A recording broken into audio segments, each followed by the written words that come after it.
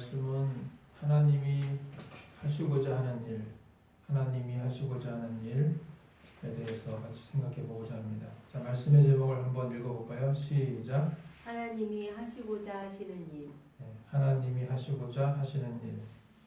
뭔가 이렇게 좀 규칙적이지 않나요? 글씨가 네 글자씩 하하하로 시작하고 뒤에는 조금 다르긴 하지만 네 글자씩 세 줄로 제목이 정해졌습니다. 하나님이 하시고자 하시는 일. 요한복음 9장에 보면은 날 때부터 맹인이 나옵니다. 날 때부터 눈을 못 보는 그러한 맹인 이야기가 나와요. 그래서 이 맹인이 구걸하고 또 거지의 모습으로 사람들에게 늘 따가운 시선을 받으면서 멸시와 무시를 받고 있었는데 예수께서 지나가실 때 예수님의 제자들이 묻습니다. 예수님, 이 사람이 왜 눈을 못 보게 되었습니까? 왜 이 사람은 날 때부터 맹인이 되었습니까? 라고 묻습니다. 부모 때문에, 부모의 죄 때문에 그랬습니까? 아니면 자기의 죄 때문에 그렇게 되었습니까? 라고 그렇게 묻습니다. 그때 예수께서 말씀하십니다. 이것은 부모의 죄 때문도 아니고 자기의 죄 때문도 아니고 하나님이 하시고자 하시는 일을 나타내시려 함이라. 하나님이 하시고자 하시는 일이 무엇일까요? 이 맹인의 눈을 고쳐주시고 예수께서 하나님의 아들 메시아이심을 만방에 알리시는 겁니다. 그래서 맹인의 눈을 고쳐주신 다음에 예수님은 이제 더욱더 메시아로서 활동하시고 결국에는 인류를 위해서 메시아 사역을 끝까지 잘 감당하시는 것을 볼 수가 있습니다. 자, 오늘 우리가 같이 읽었던 이 출애굽기 11장의 내용은 드디어 10가지 재앙 가운데 이제 장자의 죽음이라고 하는 재앙, 10번째 재앙이 바로 장자의 죽음의 재앙인데 이 장자의 죽음의 재앙을 같이 생각해 보면서 이 출애굽기 11장에 나타난 하나님의 뜻이 무엇인지를 같이 생각을 하고자 합니다. 자, 지금까지 우리가 10가지 재앙을 보았는데 그 10가지 재앙이 무엇이었습니까? 피 재앙, 그리고 이 재앙, 또 개구리 재앙, 또 파리 재앙, 악질 재앙, 독종 재앙, 우박 재앙, 메뚜기 재앙, 그리고 흑암 재앙.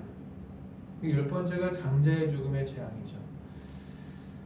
자, 이 바로라고 하는 이 왕은 참 미련해요.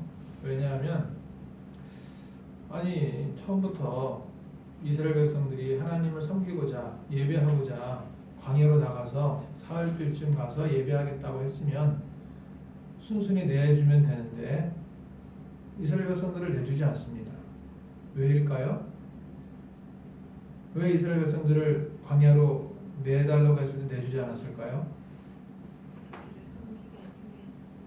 이스라엘 백성들의 군사력과 그 인력이 남자들 장정만 20세에서 50세까지 싸움에 나갈 만한 장정만 60만 명이에요. 60만 명.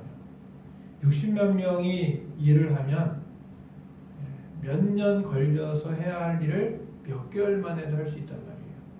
북구성 비돔과 라암셋을 건축하는 데 있어서도 이 이스라엘 히브리 민족이 남자들이 동원되니까 후다닥 해치우는 거죠.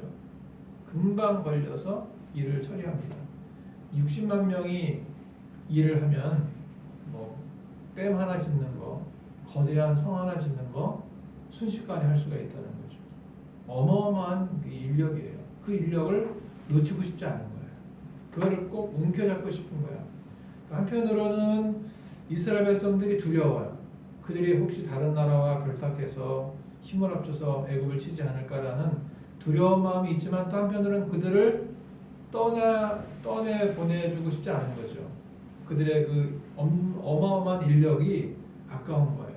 그러니까 모세가 10가지 재앙을 하나님을 통해서 계속해서 내릴 때까지 이 바로는 깨닫지 못하다가 결국에는 10번째 재앙, 장자의 죽음, 자기의 이 장자, 처자들, 이 장자의 죽음, 이것은 자기의 처자들뿐만 아니라 이 애굽에 있는 모든 사람들의 첫째가 다 죽게 되는 그런 어마어마한 재앙인 거죠. 그 장자의 재앙을 그러한 장자의 죽음이라고 하는 재앙을 통해서 결국 바로가 두 손을 들고 가라, 떠나가라, 애굽에서 다 나가라 라고 그렇게 말하게 되는 겁니다. 그래서 오늘 우리는 이 출애굽기 11장의 내용은 바로 장자의 죽음을 모세가 바로에게 말하는 그러한 장면을 우리가 같이 생각해 볼 수가 있습니다. 자, 여기서도 우리가 중요한 것을 볼 수가 있는데요. 하나님이 하시고자 하는 일을 하기 위해서 이렇게 결국에는 이 장자의 죽음까지 몰아가신 겁니다. 하나님은 한번 작정하신 것은 반드시 이루시는 분이에요. 한번 마음 먹은 것이 있다면 반드시 이루십니다. 우리를 구원하시려고 작정하시면 우리를 구원하시는 거예요. 우리를 버려두시려고 작정하시면 내버려두는 거예요. 하나님께서 한번 마음 먹으신 것, 작정하시는 것은 반드시 이루신다는 겁니다. 그러니까 아마 이 바로가 깨닫지 못하고 이 장자의 죽음의 재앙도 처음에는 슬퍼하다가 다시 히브리 민족을 내주지 않았을 때에는 하나님은 분명히 11번째 재앙, 12번째 재앙, 13번째 재앙 계속해서 재앙을 더 심하고 더 악화된 그런 재앙을 통해서 결국에는 바로로 하여금 두 손을 들게 만들었을 것입니다. 하나님은 반드시 작정하신 일, 계획하신 것을 이루신다는 겁니다. 가나안 땅, 약속의 땅으로 너희를 인도하겠다라고 작정하셨기 때문에 그 일을 이루셨습니다. 그래서 출애굽의 그런 과정을 통해서 광야의 40년 동안의 생활과 그 이후에 가나안 땅으로의 그러한 입성을 하게 하시는 것을 볼 수가 있습니다. 하나님은 하나님이 하시고자 하시는 일을 반드시 이루시는 분이심을 믿으시길 바랍니다. 자, 그래서 우리는 어떻게 되느냐? 하나님이 하시고자 하시는 일을 우리는 막을 수가 없어요. 하나님이 하시고자 하는 일에 우리는 처음부터 두 손 들고 순종해야 되는 겁니다. 왜 10번째 재앙까지 가느냐는 거죠. 첫 번째 재앙부터 우리는 바로 순종했다 하면 많은 출혈과 많은 손해가 또 국가적인 재난과 국가적인 재산의 어떤 여러 가지 불필요한 소모전이 되지 않았을 텐데 이렇게 미련하게도 10번째 재앙까지 가고 난 다음에야 그때야 두 손 드는 이 바로의 어리석음을 우리는 발견할 수가 있습니다. 여러분 우리가 하나님 앞에 순종할 때에는 처음부터 순종하시기 바랍니다. 처음부터 명령하시면 바로 순종하시고요. 처음에 말씀하시면 바로 순종하시기 바랍니다. 이것저것 다 따져보고 계산해보고 그리고 늦춰보고 다 해보다가 나중에 순종할 때는 너무나 늦은 거예요. 그런 말이 있죠. 버스 지나간 다음에 손들어봐야 소용없다. 버스가 지나간 다음에는 요즘에 손들어도 버스 안 서요. 옛날에 시골에서야 다 동네 사람들이니까 손들어서 그냥 떠나면 나중에 이야기해서라도 그 운전사 어떻게 하겠는데 지금은 버스가 지나간 다음엔 손들어봐야 소용이 없습니다. 버스가 오기 전에 손을 들고 있어야 되는 거죠. 소 잃고 외양간 고친다는 말이 있죠. 소 잃기 전에 외양간을 고쳐놔야 되는 거예요. 소 잃고 난 다음에 외양간 그 담장에 나무가 트어져서 소가 어디론가 사라져 버린 다음에는 그때 외양간 고쳐봐야 소가 없는 외양간은 소용이 없는 거죠. 그래서 우리는 소 잃기 전에 외양간을 고치는 것처럼 항상 우리는 때가 지난 다음에 순종하지 말고 때가 오기 전에 순종하시고 때가 지금 순종할 때에 순종할 수 있는 우리 모두가 되시기를 소망합니다. 하나님은 하나님이 하시는 일을 반드시 이루십니다. 그 하나님의 기세와 하나님의 계획, 하나님의 행하심 우리는 감히 막을 수도 없고 꺾을 수도 없고 물리칠 수도 없는 것입니다. 하나님이 하시는 일에 우리가 처음부터 순종하며 따라가시기를 축복합니다.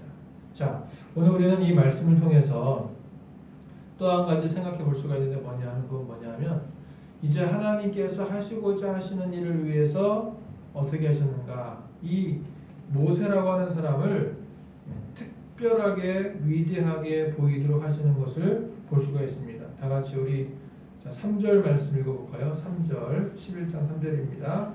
시작. 여호와께서 그 백성으로 애굽 사람의 은혜를 받게 하셨고 또 그 사람 모세는 애굽 땅에 있는 바로의 신하와 백성의 눈에 아주 위대하게 보였더라.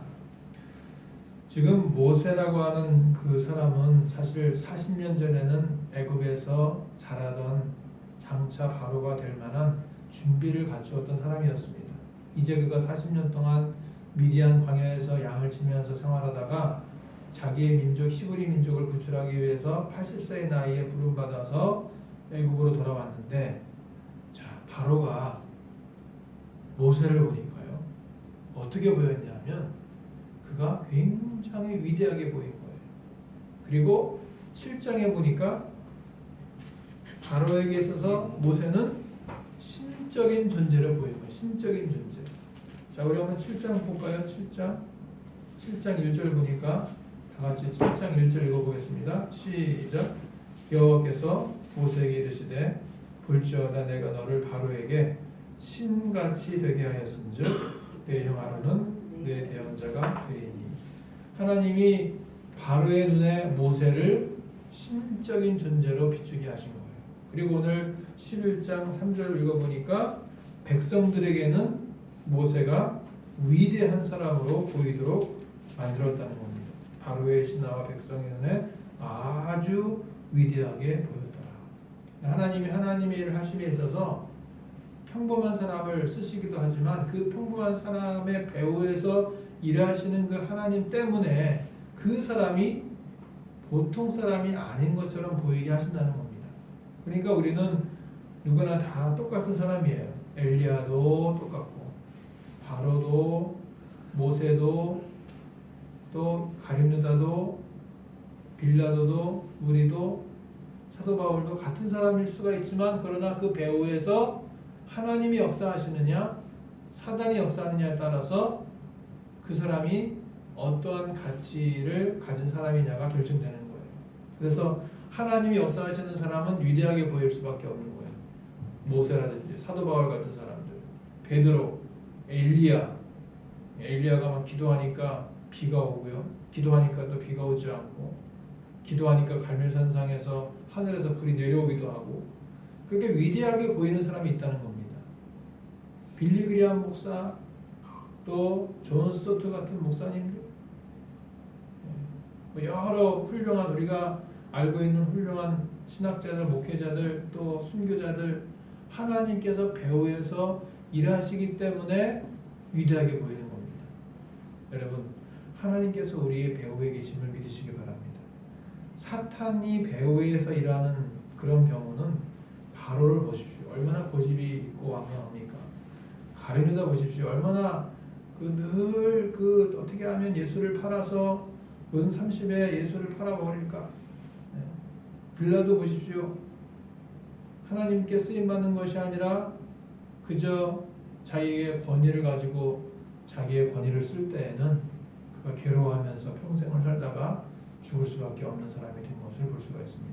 우리는 하나님께서 우리의 배후에서 일하실 때 우리는 위대한 사람이 될 수가 있고 하나님이 크게 쓰시는 사람이 될 수가 있는 것입니다. 여호수아서를 보게 되면 이 여호수아서에도 하나님께서 여호수아를 크게 하셨다라고 말씀합니다. 여호수아를 큰 사람이 되게 하셨다 그랬어요. 키가 큰 사람이 아니라 여호수아를 위대한 사람으로 하나님 만드신 겁니다. 그래서 여호수아가 쓰임 받는 거예요. 그러니까 하나님이 하시고자 하시는 일을 행하심에 있어서는 하나님의 사람을 크게 하시는 겁니다. 자, 신명기 28장 1절 보시게 되면 뭐라고 되어 있습니까? 다 같이 읽어볼까요? 신명기 28장 찾아보겠습니다. 신명기 28장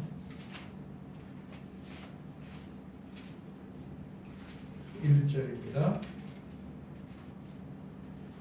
다 같이 읽겠습니다. 신명기 28장 1절 시작.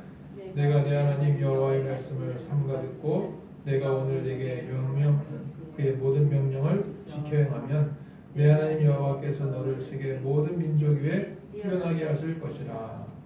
하나님의 명령을 지키는 백성에게는 하나님께서 뛰어난 민족이 되게 하신다 그랬습니다. 출애굽기 19장 보시게 되면 하나님께서 이스라엘 백성들을 뛰어나게 하시겠다라고 했고요. 그리고 베드로전서 2장 9절에도 너희는 왕 같은 제사장이다 그랬습니다. 너희들은 거룩한 나라다 그랬습니다. 그분의 소유된 백성이라 그랬습니다. 하나님께서 배후에서 일하고 계심을 믿으시기 바랍니다. 주님이 계시잖아요. 일하고 계시잖아요. 힘을 내세요. 힘을 내세요. 주님이 일하고 계시잖아요. 우리의 배후에서 하나님이 일하심을 우리는 믿고 나아가셔서 하나님은 지금도 우리를 통해서 하나님의 뜻을 이루시고 하나님의 뜻을 펼치심을 믿으시기 바랍니다. 자, 이제 오늘 우리는 출애굽기 11장 말씀을 통해서 하나님은 또한 어떻게 하나님께서 하시고자 하시는 일을 이루시는가? 자, 오늘 말씀 가운데 2절을 보시게 되면은 자, 2절을 같이 한번 읽어볼까요? 2절 시작. 백성에게 말하여 사람들에게 각기 이웃들에게 은금 패물을 구하게 하라 하시더니. 자, 하나님은요 이스라엘 백성들을 애굽에서 보냈을 때 그냥 보내지 않습니다.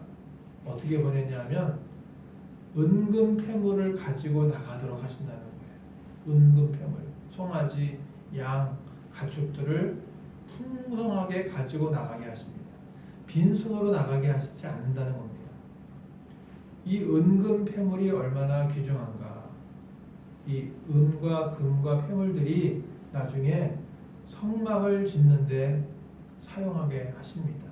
그래서 출애굽기 이제 32장부터 보게 되면 성막을 만드는 데 있어서 이 은금 패물이 쓰임 받는 것을 볼 수가 있습니다.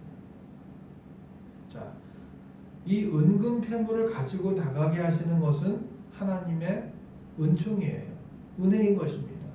빈손으로 나가지 않게 하시고 은금 패물과 옷가지와 여러 가지 생활에 필요한 것을 가지고 나가게 하시는데 때로는 탈취해서라도 여기 말씀 보게 되면 탈취한다라는 뜻이 있어요.